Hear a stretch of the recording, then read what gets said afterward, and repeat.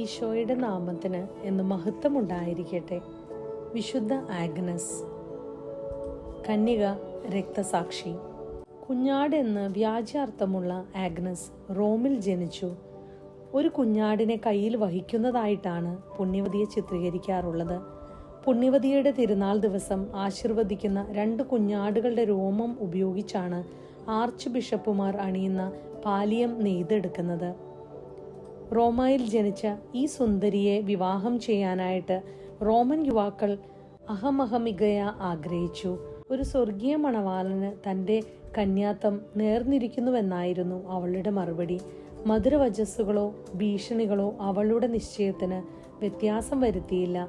ഭഗ്നാശരായ കാമുകന്മാർ അവൾ ക്രിസ്ത്യാനിയാണെന്ന് ആരോപിച്ചു. റോമിലെ ന്യായാധിപൻ അവളോട് ജൂപ്പിറ്ററിനെ ആരാധിക്കാൻ ആജ്ഞാപിച്ചു.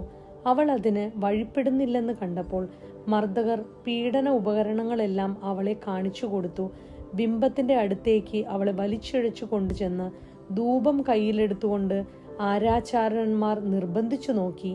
എന്നിട്ടും ബിംബത്തെ ആരാധിക്കുകയില്ലെന്ന് കണ്ടപ്പോൾ ചക്രവർത്തി കൽപ്പിച്ചു അവളെ വേശ്യാഗൃഹത്തിൽ നിയോഗിക്കണമെന്ന്. യേശു തൻ്റെ സ്വന്തമായവരെ സംരക്ഷിച്ചു കൊള്ളും എന്നായിരുന്നു അവളുടെ മറുപടി. ഇത് കേട്ട് ക്രുദ്ധനായ ന്യായാധിപൻ ആഗ്നസിന്റെ വസ്ത്രങ്ങൾ നീക്കി നഗ്നയാക്കാൻ ആജ്ഞാപിച്ചു. ഇത് എത്രയും വേദനാജനകമായിരുന്നെങ്കിലും യേശുവിൽ തന്നെ ആശ്രയിച്ചുകൊണ്ട് അവൾ നിർഭയം നിന്നു. ദൈവം ഒരു അത്ഭുതം പ്രവർത്തിച്ചു. ഒരു യുവാവ് ഒഴികെ മറ്റെല്ലാവരും അവിടെ നിന്ന് പലായനം ചെയ്തു. അശുദ്ധ താല്പര്യത്തോടെ ആഗ്നസിനെ നോക്കിയ ആ യുവാവ് ഒരു മിന്നലിന്റെ പ്രകാശത്തോടെ അന്ധനായി. അർദ്ധപ്രാണനായ യുവാവിനെ അവന്റെ കൂട്ടുകാർ സമ്മതിച്ചു കൊണ്ടുപോയി. തന്നെ വിവാഹം കഴിച്ചാൽ അവളെ സ്വതന്ത്രമാക്കാമെന്ന് ന്യായാധിപൻ അവളെ ഗ്രഹിപ്പിച്ചു. അവൾ പ്രതിഭജിച്ചു, യേശുവാണ് എൻ്റെ മണവാളൻ. അവിടുന്ന് ആദ്യം എന്നെ തിരഞ്ഞെടുത്തിരിക്കുന്നു. ഞാൻ അവിടുത്തേത് മാത്രമായിരിക്കും. അവസാനം മരണവിധി പ്രഖ്യാപിക്കപ്പെട്ടു. ആ കുഞ്ഞു കൈകളിൽ വച്ച കയ്യാമം ഊർന്നു പോന്നെങ്കിലും ആഗ്നസ് ആരാചാരന്മാരെ സസന്തോഷം അനുഗമിച്ചു.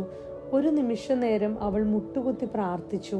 അനന്തരം വാളിന് തന്റെ കഴുത്ത് കാണിച്ചു കൊടുത്തു. ആദ്യ വെട്ടിന് തന്നെ ആ കുഞ്ഞാടിന്റെ ശിരസ് നിലത്ത് വീണു. എല്ലാ രാജ്യക്കാരുടെയും നാവുകളും തൂലികകളും ഈ കന്യകയുടെ സ്തുതികൾ പാടിയിട്ടുണ്ട്.